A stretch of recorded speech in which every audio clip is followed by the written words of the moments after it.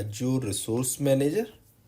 Okay, so as the terms define that it's used for the management of the Azure resources.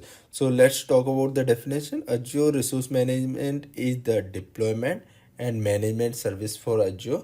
It provides a management layer that enables us to create, update, and delete resources in our Azure account.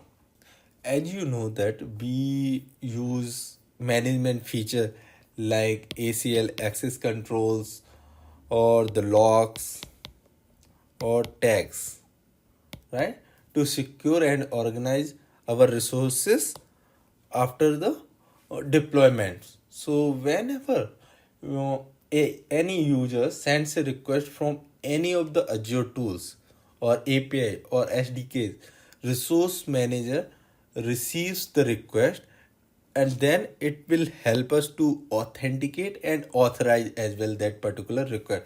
So suppose you have one Azure resource manager.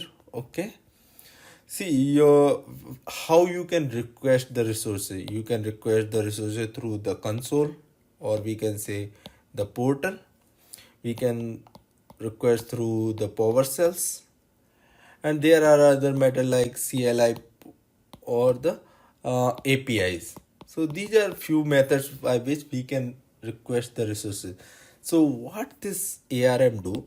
It authenticate and then also it will authorize. Suppose you are looking for storage. Okay, there is some data store you have, your user. Okay, this is the user, this is trying to access this particular resource through this one. So this ARM will help you to authenticate this user. Also it will help us to authorization.